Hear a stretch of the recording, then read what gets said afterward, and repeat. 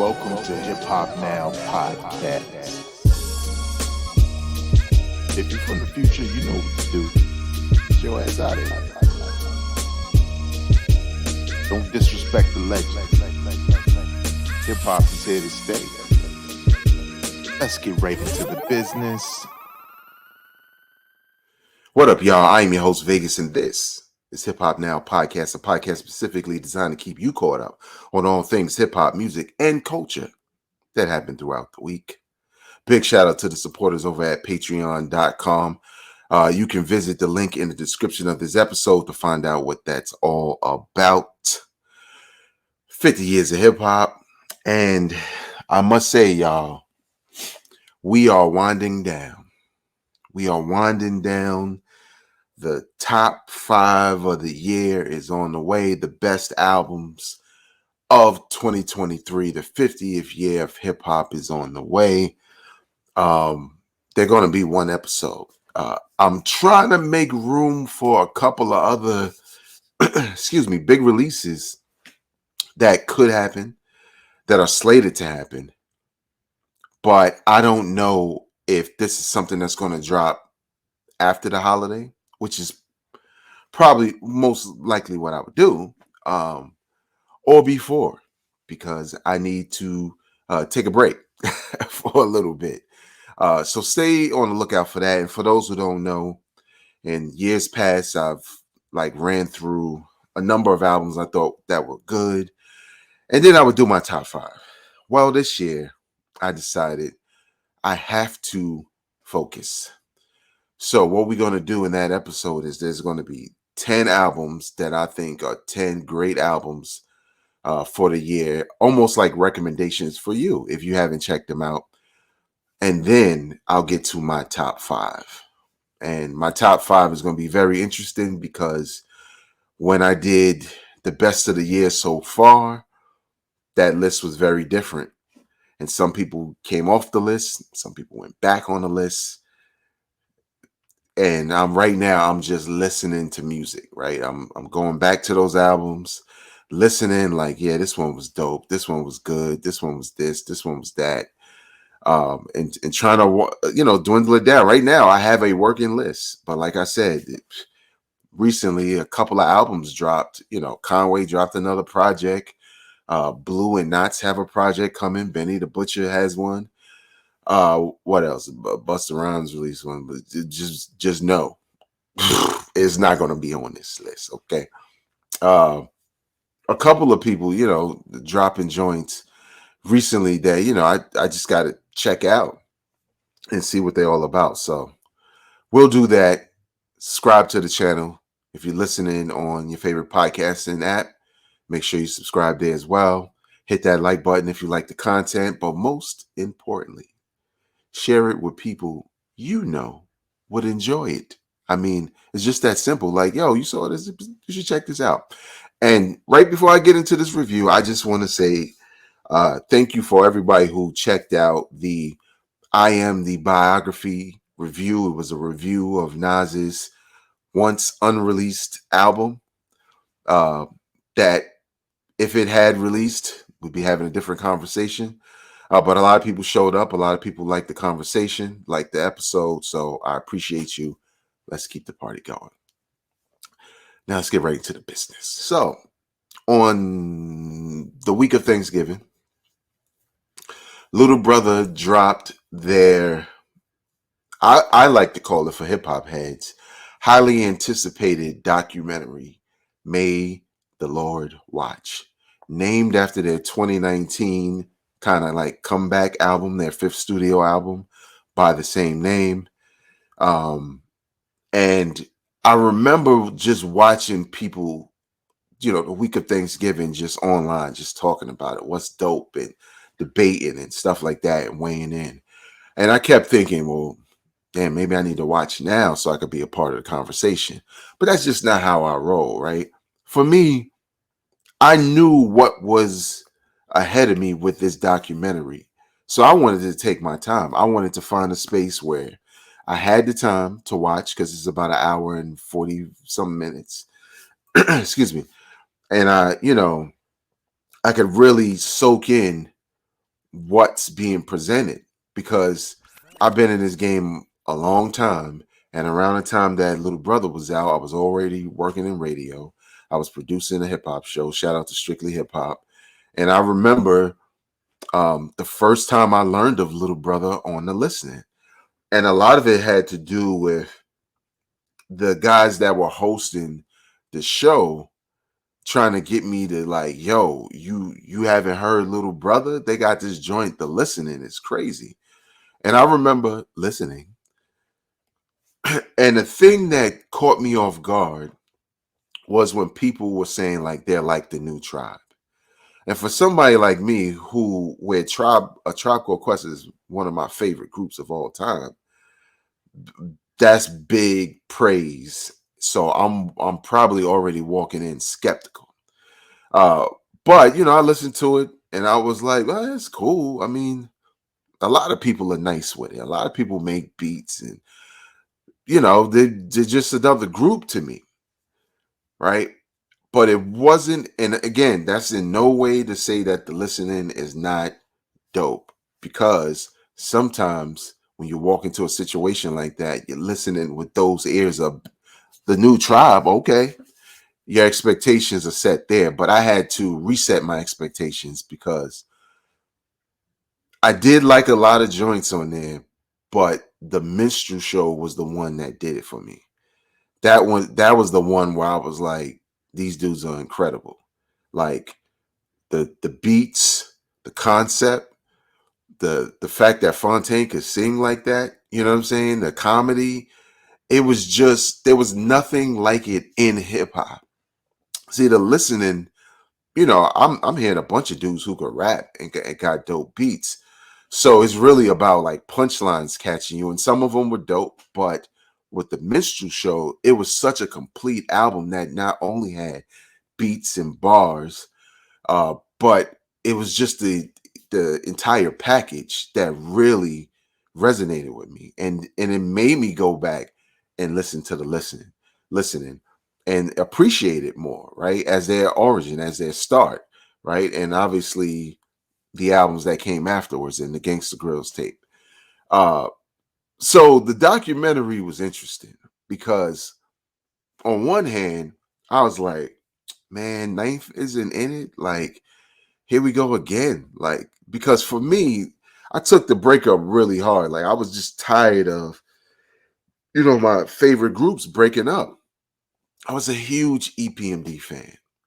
And then when they dropped one of their best albums, and one of their best 4-album runs in hip hop, I was extremely disappointed. And the same thing with Tribe. And it was just kind of like, come on, man. Like, y'all knew and we didn't really get started. Well, part of me always felt like Little Brother is those three. It will forever be those three as a fan, because that's the impression that I got. When I hit play on that album, it wasn't just, oh, Pooh and Fonte, and that's it. It was those three. So the admiration I had for the group, circulated through those three. It was, my admiration was for them. So every time it was like, oh, they're doing this, but there's no Ninth, they doing that, and maybe Ninth did a beat or two. It just wasn't the same.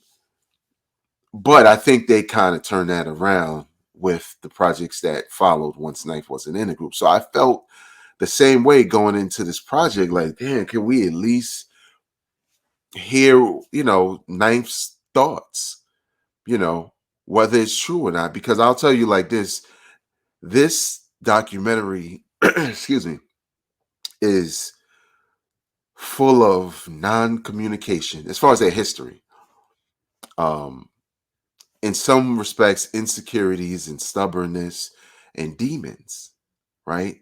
Demons that they're dealing with and haven't learned how to communicate that so that they can make this thing work. And what made it what it was each one of them dealt with those insecurities. And that's just a recipe for disaster, right? Right. It also fueled what we got, right? Because everybody has a chip on their shoulder, right? But in a lot of ways, it's the cause of them not being able to just let go, let go of everything that's being said.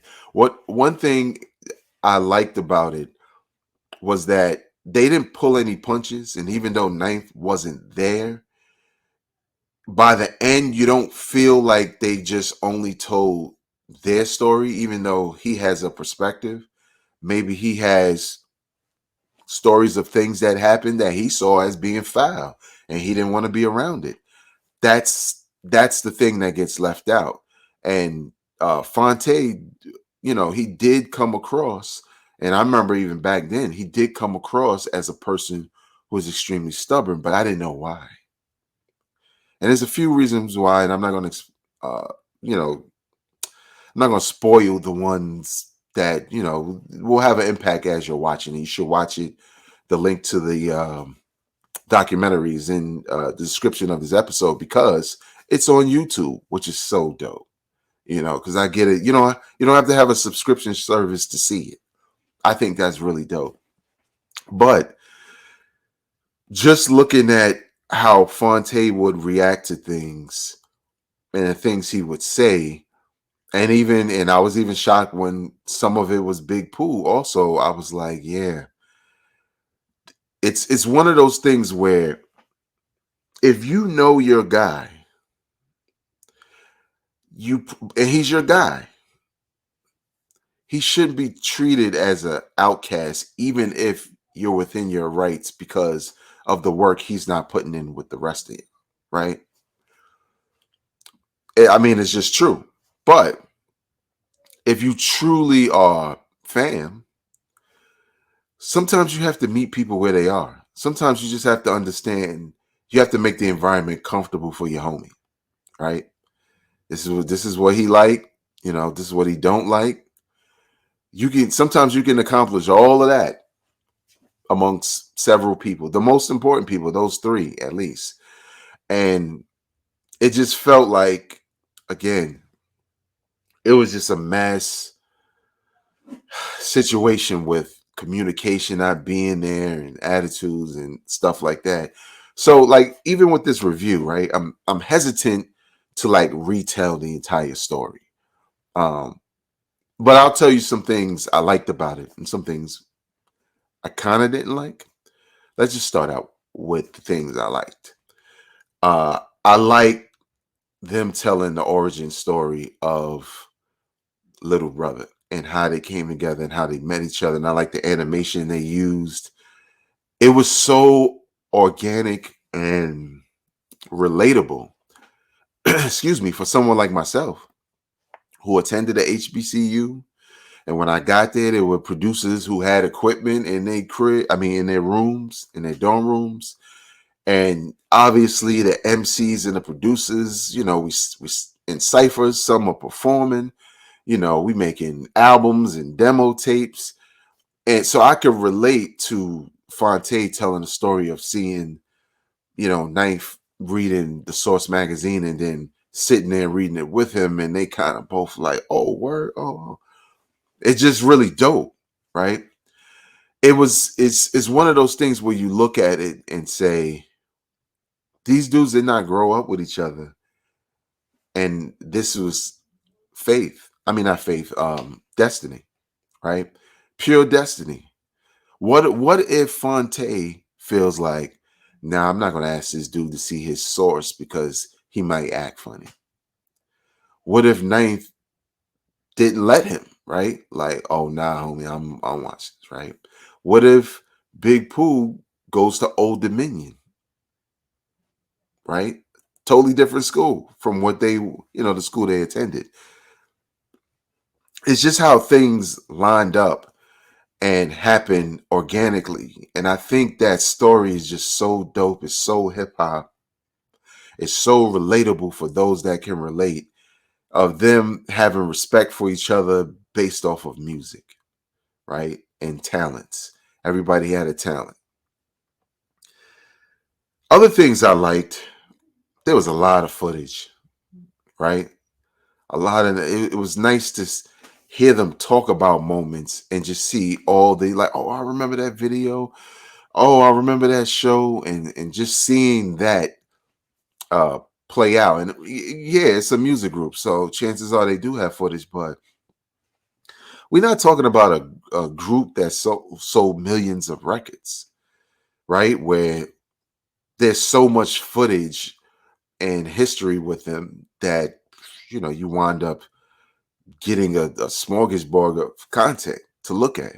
And I really enjoyed that because a lot of what was shown, right? Like they got clips of Drake and like Kendrick Lamar and all of them, like Doja Cat giving props to Little Brother. And at that point in my life, I wasn't where those individuals were. They kind of like grew up on it. So they have an affinity for it that, I don't necessarily have. I just like them, right? A lot. At that point in time in my life, you're talking about, what was it, 2002, 2003, stuff like that. I mean, I had a 2-year old and I was 2 years into my marriage, getting the house, trying to work my way up the radio ladder. So the music resonated with me in a different way. It's tied to my life in a different way. And I think that's what came across. And not to say that somebody who wasn't around then can't relate, because you have music that will be the same exact thing for you, right? Our parents and grandparents can be like, oh yeah, remember when Chubby Checker came out and your father was in elementary school, or Marvin Gaye came out and blah blah blah, and I just got married. And right, the music is the soundtrack to our lives. And for me and a lot of people I know, hip hop was that. And this documentary just really gives you a sense of how popular Little Brother was with the hip hop audience. Like, you feel it. Those of us that know it, obviously, but you feel it. You like, yo, I remember that time. Like, I remember there was the ringtone rappers, and it was like Little Brother was the saviors of that. And it was a battle, unfortunately. Um, the things I will say I probably didn't like is the main thing I mentioned. Just not having Ninth there to get insight into what he was thinking. What was Ninth thinking when they met? What was Ninth thinking when they got their first record deal and did the listening and did the minstrel show and working with Jay-Z and Beyonce? Like, we're getting secondhand reactions to him. And I guess what I don't like the most is the fact that they were right. Because Fonte and Pooh said something in a documentary about, he's sort of kind of like an introvert, and he really don't like a lot of people around and blah blah blah. And he doesn't want to deal with certain things. He kind of does it out of obligation, right? Like, I'm a part of Little Brother, so boom. And just for him not to not to be here for this says there's just more to the story. And that's what was kind of disappointing, because don't get it twisted, Fonte and rapper Big Pooh they are the heart and soul of Little Brother, because of what they did after the breakup. What they did after the breakup just increased the legend of those two. The breakup with Ninth, before they potentially broke up, or inevitably broke up. But that was probably the biggest thing. I was just like, can we get a statement from Ninth? Something, some thoughts. And really, I don't want to see tweets either, because my thing is like, yo, sit down and talk. Tell what you got to tell. And maybe he just didn't want to talk about it. But again, that goes back to what I said about what was clear about the three individuals was them struggling to be transparent in certain situations. I think Fonte is the least transparent because he gonna say what he gonna say. But also him not thinking about how that affected folks also, and whatever happened in their lives, just kind of came out within the group. And some of it is still there, even though it ended lovely, because it made it seem like, okay, Knife's not here, but he is a part of Little Brother. He's our brother. I'll always, be indebted to him, like all the good stuff. But I just don't know why. I don't know what happened, but it feels like what you learn about this group in this documentary and their lives at that point in time, and the miscommunications and the breakups and blah, blah, blah, it still somewhat exists under the surface. Maybe not between Fonte and Pooh, but definitely with Knife, because there's no reason why he shouldn't have been a part of this. This is Little Brother. This is May the Lord Watch, the story of Little Brother. The story cannot be told without Ninth Wonder. And having secondhand, information regarding how he was and who he was, it just takes a little bit away. But nevertheless, I'll say this. If you are a Little Brother fan, this is a must watch. When it was over, I'm like, I'm about to run the whole catalog all weekend, because I don't think they are as appreciated as they should be. You know what I'm saying? If you don't even know Little Brother, you never heard of them, you never heard the album, you heard people talking about him back then, but you never heard the album, do yourself a favor. The Listening, The Minstrel Show, Gangsta Grills, Tape, Separate But Equal, Get Back 2, I think they had one of those. Come on, man. Chitlin Circuit, all of that. Go digging in the streaming services, go buy vinyl, all of that, because if you love hip hop, it's easy to love Little Brother. It's easy to love him, like, unless there's some personal situation you have with them or whatever they do. It should be very easy to like them as a group. And if you never heard of them, sit back and watch your man Drake, Skinny Drake, talk about them on camera. A lot of people felt that way. They opened up a lane for a lot of artists and what they do today, and they don't always get the credit for it. So I think it's worth your time. That's going to do it for me. You can follow me on Instagram, Twitter, TikTok, Spill, and all of that at Vegas World INC. And please subscribe to this podcast. Like it if you liked it. And also know that if you want to watch the documentary, I put the link in, is down there. It's in the description. You can just click on it and just relax, watch it. Donate also to them brothers after you watch it. So until next time, y'all, I'm not a critic. I'm a fan. Peace.